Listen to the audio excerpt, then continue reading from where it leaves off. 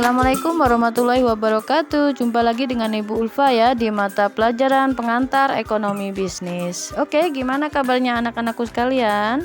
Sehat semua ya. Di masa pandemi begini jaga kesehatan selalu, pakai masker, jaga jarak dan makan makanan yang sehat.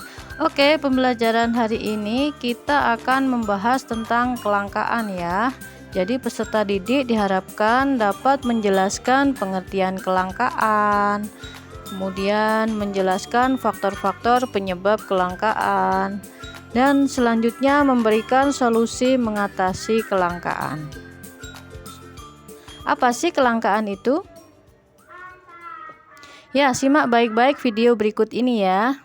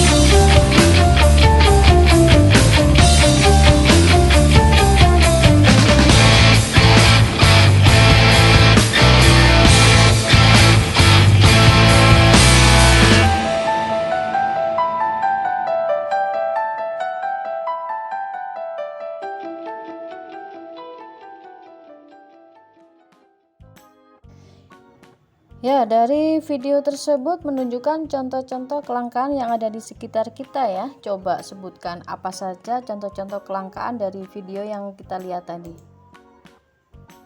Ya, kelangkaan adalah suatu kondisi di mana manusia tidak mempunyai cukup sumber daya untuk memuaskan kebutuhannya ya.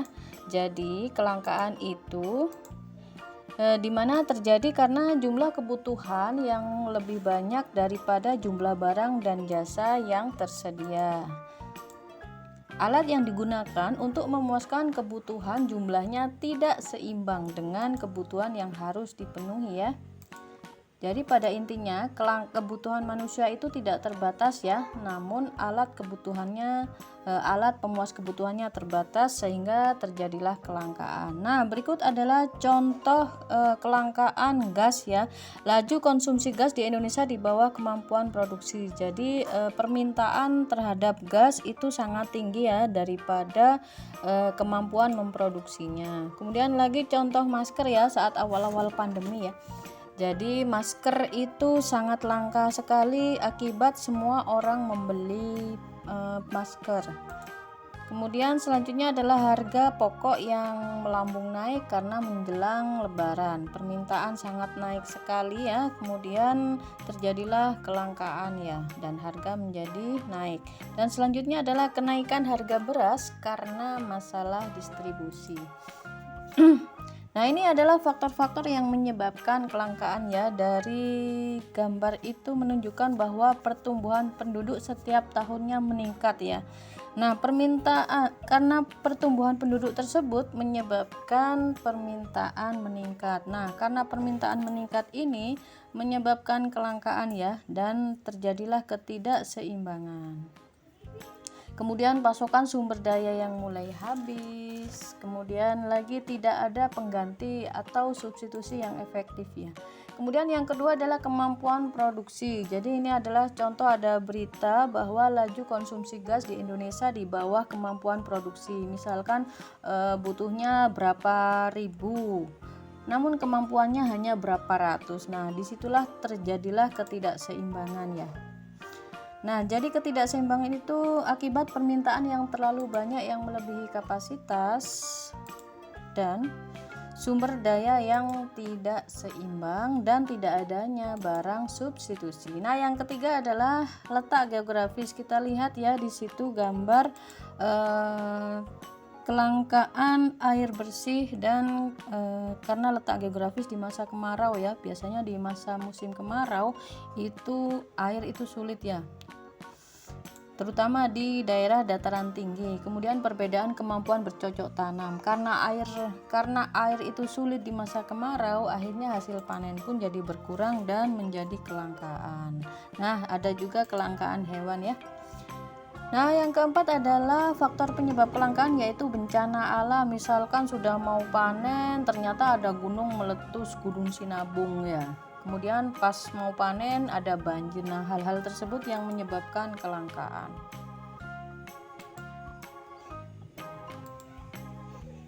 Nah, ini contohnya adalah cabai ya. Cabai ini langka karena apa? Karena gagal panen ya, akibat hama. Kemudian ada lagi ini ya, contohnya akibat banjir jadinya gagal panen. Oke, selanjutnya adalah faktor penyebab kelangkaan. Yang keenam adalah eksploitasi yang berlebihan. Ini ya, ada pengambilan ikan yang secara berlebihan ya. Kemudian yang tidak diimbangi dengan pertumbuhan ikannya. Kemudian ada juga penebangan liar. Seharusnya penebangan liar ini diimbangi dengan reboisasi. Jadi tidak boleh dieksploitasi berlebihan ya. Yang selanjutnya yang ketujuh itu adalah ulah manusia itu sendiri. Nah, ini kita lihat gambarnya adalah laut yang banyak sampahnya ya, yang menyebabkan pencemaran air di lautan. Nah, itu menyebabkan ikan-ikan beserta bibitnya mati. Kenapa kok bisa mati? Karena ada zat-zat yang beracun dari sampah tersebut yang menyebabkan mati. Dan selanjutnya adalah penebangan liar yang berlebihan. Nah, seperti yang disebutkan tadi ya, seharusnya ada reboisasi untuk mengimbangi ya. Nah, ini yang sudah kita bahas tadi ya, faktor-faktor yang menyebabkan kelangkaan, masalah ekonomi kelangkaan, yaitu ada sumber daya yang terbatas, perbedaan letak geografis, pertambahan jumlah penduduk, keterbatasan kemampuan produksi, keterbatasan mengolah sumber daya, peningkatan kebutuhan manusia, dan kerusakan alam yang diakibatkan bencana alam dan ulah manusia. Oke, selanjutnya bagaimana ya caranya atau solusi yang terbaik untuk mengatasi itu semua? Menurut kalian gimana? Nah, ini ya solusi mengatasi kelangkaan. Yang pertama adalah dengan menyusun skala prioritas. Ini sudah pernah kita bahas saat pertemuan kemarin ya. Kalian sudah praktek juga bagaimana cara menyusun skala prioritas, yaitu yang pertama dengan memilah-milah kebutuhan yang paling penting ya, kemudian disesuaikan dengan kebutuhan dan menyusun skala prioritas itu agar jumlah permintaan lebih terkendali, tidak terlalu berlebihan. Nah, ini yang sudah saya terangkan yang kemarin ya. Yang pertama harus yang penting mendesak dulu diutamakan, selanjutnya adalah tidak penting dan tapi mendesak, yang ketiga adalah penting dan tak mendesak, kemudian tidak penting dan tidak mendesak. Kemudian solusi mengatasi kelangkaan selanjutnya yaitu dengan meningkatkan kemampuan produksi dengan teknik yang lebih canggih. Nah, ini ada contohnya ya, di bidang pertanian dan di bidang teknologi. Kita bahas selanjutnya. Untuk di bidang pertanian, cara meningkatkan kemampuan produksi dengan teknik yang lebih canggih ya. Nah, ini di bidang permesinan ya. Jadi misalkan pabrik gitu ya, menggunakan mesin yang lebih canggih dan berteknologi tinggi ya. Kemudian produksinya ada yang menggunakan robot. Nah, ini juga agak berbahaya ini menggunakan robot ya. Tapi ini sangat bermanfaat sekali untuk menghasilkan produk yang lebih banyak dan berkali-kali lipat, bahkan ribuan kali lipat ya. Nah, ini yang kedua, ini sangat bagus sekali diterapkan di Indonesia ini. Nah, ini terjadi di Jepang ya. Jadi pertanian di Jepang sudah tahu sendiri ya, Jepang itu kan lahannya nggak banyak seperti di negara kita ya. Jadi di Jepang ini karena terbatas lahan, mereka menggunakan teknik hidroponik tanpa media tanah dan ladang atau sawah, tapi ditanam di lantai dasar yang minim matahari. Jadi menanamnya di gedung-gedung bisa ya, tanpa matahari pun bisa mereka membuat matahari buatan, yaitu dengan teknologi LED ya. Teknologi LED ini penggantinya matahari dan hasilnya bisa 100 kali lebih cepat daripada menanam seperti biasanya. Wah, keren banget ini ya.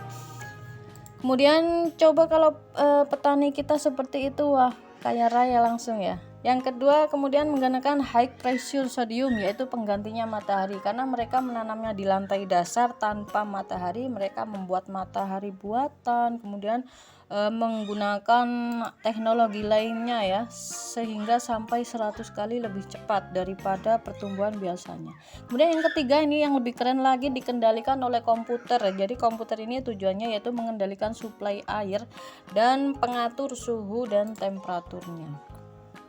Dan yang keempat ini juga keren ya, dan belum diterapkan di negara kita ya, yaitu pakai rice transplanter, yaitu mesin penanam otomatis. Jadi kalau pernah lihat film Korea ya, pernah ya, ada mesin nanam padi secara otomatis itu. Nah, dan itu belum kita jumpai di desa kita ya. Nah, kemudian ini adalah solusi mengatasi kelangkaan kekeringan ya. Misalkan di berita sering terjadi ya, saat musim kemarau mengalami kekeringan ya. Apa sih solusinya supaya kita nggak selalu saja mengeluh dan mengeluh, harus punya solusi ya. Solusinya yaitu membuat penampungan air saat hujan. Jadi kalau hujan kita buat tampungan ya, kemudian melakukan perbaikan saluran dan sarana irigasinya ya. Kemudian mengatasi pendangkalan waduk, proses penghijauan dan mengurangi konversi lahan di daerah hulu. Jadi jangan cuma ini ya, jangan dipotong-potong terus, tapi juga reboisasi. Supaya apa? Supaya saat kekeringan begini masih ada cadangan air ya. Kemudian yang selanjutnya yaitu membangun hutan kota. Nah, penting loh hutan ini ya, biar nggak terjadi erosi, nggak gundul, kemudian masih ada cadangan ya. Jadi saat musim kemarau nggak kemarau amat, nggak parah-parah amat ya. Kemudian solusi mengatasi kelangkaan kebersihan. Gimana supaya nggak kekurangan? Nah, ini banyak sekali terus ada di berita ya, saat baik musim hujan, air kotor, musim kemarau juga selalu saja seperti ini ya. Bagaimana tipsnya? Yaitu jangan buang sampah sembarangan ya. Apalagi buang sampah di laut, di sungai, itu sangat berbahaya ya. Kemudian membuat daerah resapan air, membuat biopori, kemudian selanjutnya membuat rainwater harvesting, yaitu pemanenan air hujan, dan menggalakkan gerakan menanam pohon. Selanjutnya yaitu menggalakkan gerakan hemat air, kemudian konservasi lahan, dan selanjutnya pelestarian hutan dan daerah aliran sungai.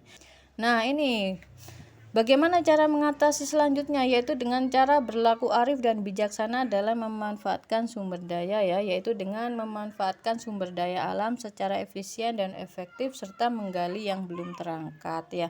Kemudian menyelenggarakan pendidikan dan pelatihan keterampilan untuk meningkatkan kualitas sumber daya manusia ya.